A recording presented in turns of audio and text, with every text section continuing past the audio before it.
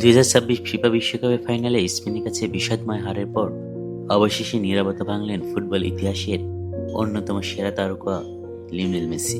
অতিরিক্ত সময় ফেরান তোরেসের একমাত্র গোলে শিরোপা খাওয়ানোর পর মাঠে অঝোর কাঁদতে থাকা মেসি ম্যাচ শেষে সাংবাদিকদের কোনো সাক্ষাৎকার না দিয়ে বের হয়ে গিয়েছিলেন। তবে সামাজিক যোগাযোগ মাধ্যমে দেওয়া প্রথম বার্তা তিনি দেশের ভক্তদের প্রতি যেমন কৃতজ্ঞতা প্রকাশ করেছেন, তেমনি চ্যাম্পিয়ন হয় স্পেনকে অভিনন্দিত করে নিজের মহানুভবতা আরও একবার প্রমাণ করেছেন। ইনস্টাগ্রামে পোস্ট করে ৩৯ বছরই এই ফুটবল জাদুকর লেখেন, সবার শুভেচ্ছা ও বার্তার জন্য হৃদয় থেকে ধন্যবাদ। এই কষ্ট অপূরণীয় এবং ক্ষত শুকাতে বেশ অনেকটা সময় লাগবে, তবুও আমরা আরও একবার পুরো দেশকে একসাথে গাঁথতে পেরেছি এবং আর্জেন্টাইন হতে পারার চরম গর্ব ভাগ করে নিয়েছি। পরপর দুইবার ফাইনাল ওঠা বিষয়টা স্মরণ করিয়ে মেসি বলেন, এখন হয়তো অর্জনের গুরুত্ব পুরোপুরি বোঝা যাচ্ছে না, তবে এই দল পরপর দুটি বিশ্বকাপ ফাইনাল খেলেছে। পুরো টুর্নামেন্ট জুড়ে যেভাবে আমরা ফিরে এসেছি তা চিরকাল স্মৃতিতে থাকবে।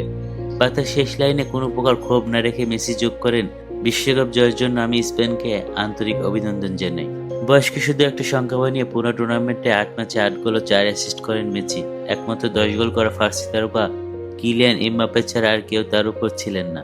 বিশ্বকাপ ইতিহাসে কাপুর ১৯৯৪, ৯৮ এবং ২০০২ পর এছাড়া ৩৯ বছর ২৫ দিন বয়সে আউটফিল্ড খেলোয়াড় হিসেবে বিশ্বকাপের ফাইনালে নামার নতুন রেকর্ডও করেন এই মহাতারকা।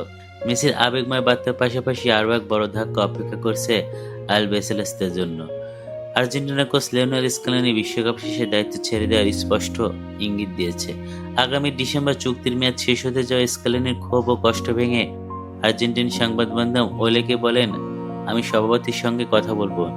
নিজেকে রিচার্জ করা ও ভেবে দেখার সময় এসেছে। আবারও এই ধরনের দল গঠন করা বা বড় কিছু অর্জন করা সম্ভব কিনা তা নিয়ে ভাবতে হবে। প্রচন্ড কষ্ট হচ্ছে আমার, আমি আন্তরিকভাবে দুঃখিত। ফাইনাল শেষে দলের অধিকাংশ সদস্য বুয়েনোস আইরেস ফিরে গেলেও মেসি পরিবারকে নিয়ে চলে গেলেন নিজের জন্মশহর রেসালোতে, যেখানে তিনি ছুটি কাটিয়ে নিজের ক্লাব ইন্টার মায়ামিতে যোগ দিবে। বিশ্বকাপের এই ট্র্যাজেডি হয়তো মেসির আন্তর্জাতিক ক্যারিয়ারের শেষ অধ্যায় হয়ে থাকবে, তবে ফাইনালে কান্না আর পরাজয়ের বিষাদের মাঝেও তার এই স্পোর্টিং মানসিকতা আবারও ফুটবল বিশ্বকে মুগ্ধ করেছে। বাশার সবুজ, স্পোর্টস অন 360।